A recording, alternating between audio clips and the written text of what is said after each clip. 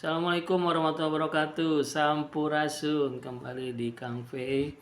Yang belum follow atau mengikuti TikToknya Kang V silakan follow. Yang belum mengikuti IG-nya Kang V silakan follow dan Facebooknya Kang V ya. Bisa mengikuti terus video-video Kang V tentang mengulas yang sekarang ini ngebahas tentang koperasi ya, koperasi merah putih yang lagi ngehit, yang lagi ramai nih. Saya UKM lagi kebingungan nih, ini pemerintah kok nggak pro kepada UMKM sekarang, lebih ke koperasi. Nah di KDMP ini atau KKMP ya, KDMP itu Koperasi Desa Merah Putih, kalau KKMP Koperasi Kelurahan Merah Putih. Ini sebetulnya ada korelasi dengan UMKM, cuman memang pergerakannya tergantung dari KMP atau pengurusnya KMP-nya sendiri ya, KKMP atau KDMP-nya sendiri di perwilayah atau perkelurahan atau desa. Jadi contohnya kalau di Kota Bogor ini KMP mengarahkan bagaimana KKMP ya, atau kita generalin aja KMP ya, Koperasi Merah Putih ini berkolaborasi dengan UMKM. UMKM itu jadi anggotanya KMP, Koperasi Merah Putih. Nah KMP jangan menjadi eceran, tapi KMP ini menjadi agen minimal. Contoh misalkan gerai sembako. Nah gerai sembako itu dibuka oleh KMP, Koperasi Merah Putih. Nah anggotanya UMKM tadi membeli produknya ke KMP. Nah baru jadi di sana ada transaksi B2B, bisnis to bisnis, jangan B2C. Nanti yang B2C-nya tetap UMKM ya.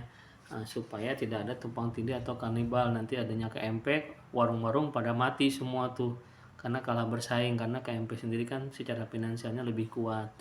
Nah ada isu di bawah yang berkembang bahwa KMP dibentuk dapat anggaran dari pemerintah pusat. Nah, biasanya pemerintah masyarakat tuh beranggapan adanya hibah. Nah ternyata juknisnya baru keluar hari ini tanggal 23 bahwa KMP ini atau KDMP atau KKMP itu anggarannya dari Himbara ya, Himpunan Bank Milik Negara. Di antaranya ada Bank Mandiri, ada Bank BRI, ada Bank BNI. Nah itu Bank Milik Negara BUMN ya.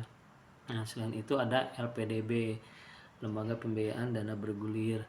Nah KMP ini mengajukan proposal bisnis ke bank tersebut. Jadi based on proposal, tidak semerta-merta mengajukan permintaan bantuan modal. Nah ini KMP menilai bahwa KMP ini top down ya, dari atas ke bawah, bukan bottom up dari bawah ke atas. Nah koperasi pada umumnya yang KMP lakukan sebagai pengurus koperasi itu bottom up ya, dari bawah ke atas. Jadi dari simpanan pokok, simpanan wajib dikumpulkan dari anggota. Nah, dari anggota ini dijadikan modal usaha simpanan tersebut. Nah, kalau ini berbeda dari dana pinjaman, ya, dari dana kredit. Ya, kurang lebih plafonnya sampai dengan 3 miliar. Ya. Nah, ini permasalahan yang ada sekarang ini, KMP coba mengkaji dengan KIB-nya KMP ini, kolaborasi inovasi brilian. Nah, teman-teman mengkaji ini, meriset bahwa kelemahan KMP itu yaitu di SDM. Ya, mungkin sedulur UKM juga banyak ya yang mengetahui di kelurahannya masing-masing atau di desanya terbentuk pengurus. Nah itu kelemahan di SDM. Kenapa kelemahan SDM? Yang pertama tidak mengerti tentang bisnis, banyaknya tokoh masyarakat atau tokoh partai. Yang kedua juga permasalahan terkait tidak mengenal koperasi, manajemen koperasi yang rentan dengan konflik. Kenapa rentan dengan konflik? Karena ini kekuatan suaranya itu dari anggota. Jadi ketika nanti yang berhubungan dengan uang, ini konfliknya tinggi ya, ada konfliknya, manajemen konfliknya harus bisa juga nih. Nanti dibentuk tim fasilitator yang nantinya mendampingi, karena kita tahu kelemahannya di SDM per kota, kabupaten atau provinsi atau mungkin nasional membentuk tim fasilitator. Nah, di KMP di Kota Bogor ini lagi mengajukan pembentukan tim fasilitator yang di dalamnya ada praktisi bisnis, praktisi koperasi, ada akademisi, ada advokat di sana untuk mendampingi nantinya masalah hukum, ya kan. Nah, ini berkolaborasi ya. Dan juga ada dari government, pemerintah leading sektornya, kita di Dinas Koperasi UMKM yang berhubungan membina para koperasi ini, pengurus-pengurus koperasi.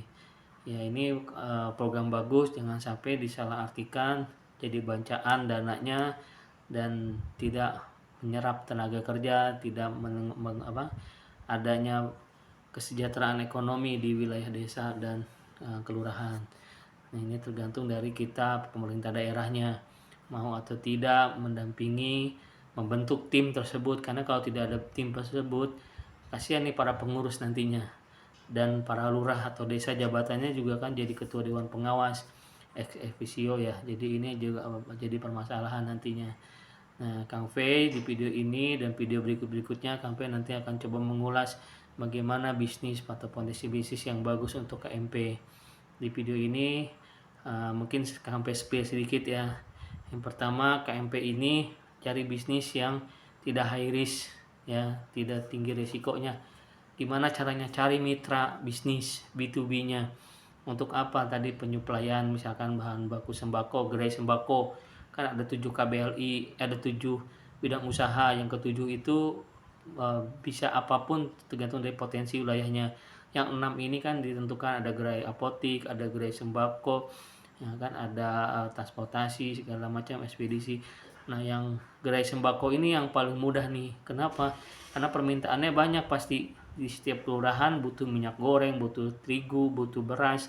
Nah, kerjasama kan dengan Bulog. Nah, di Bulog itu ada namanya RPK, Rumah Pangan Kita.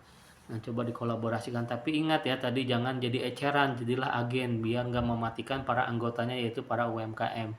Jadi korelasinya antara UMKM dan koperasi, yaitu koperasi ini jadi penggalang dana juga